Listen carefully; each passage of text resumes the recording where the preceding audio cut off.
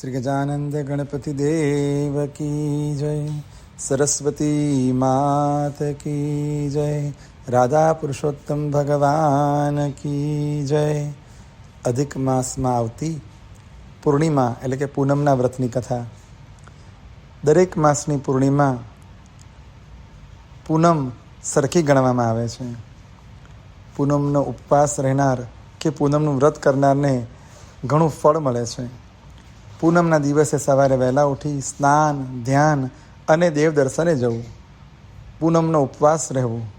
પૂનમનું વ્રત બ્રહ્માજીને અતિ પ્રિય છે. તેઓ પૂનમના ઉપવાસ કરનાર ઉપર હંમેશા ખુશ રહે છે. પૂનમના વ્રત કરનારને ગુજરાતીમાં મીઠી ભાષામાં પૂનમિયા પણ કહેવાય છે. દરેક માસની પૂનમે ઘણા લોકો ડાકોર કે અંબાજી જતા હોય છે. ત્યાં રણછોડરાય કે અંબાજીના દર્શન કરી પાવન થાય છે.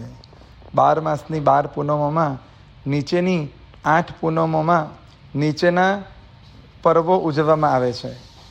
કાર્તકી પૂનમે ત્રિપુરોત્સવ પર્વ, ફાગણી પૂનમે હોળિકા પર્વ, ચૈત્રી પૂનમે હનુમાનજીનો પર્વ, જેઠ માસની પૂનમે વટ સાવિત્રી પૂનમનો વ્રત થાય છે.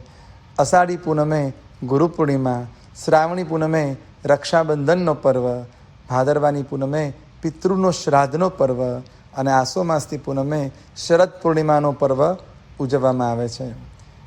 આ પૂનમોએ સ્નાન, ધ્યાન, દેવદર્શન, દાન અને ઉપવાસ કરે છે તે પાપમાંથી મુક્ત થાય છે અને તેમની સર્વ કામનાઓ સિદ્ધ થાય છે. આમાં પણ પુરુષોત્તમ માસમાં આવતી પૂનમ એ ઉત્તમમાં ઉત્તમ, અધિક પવિત્ર, ફળદાયક અને સિદ્ધિદાયક છે. આ દિવસે કરેલા સ્નાન, ધારેલા નિયમ, કરેલ ભક્તિ, શ્રદ્ધાથી કરેલા પૂજન અને શુદ્ધ ભાવે દીધેલું દાન, ઉપવાસ આદિથી ભગવાન શ્રી પુરુષોત્તમ ભગવાન સંતુષ્ટ રહે છે અને વ્રત કરનારને આયુષ્ય, પરિવાર અને સમૃદ્ધિ મળે છે. કૃષ્ણ કનૈયા લાલ કી જય, રાધા પુરુષોત્તમ ભગવાન કી જય.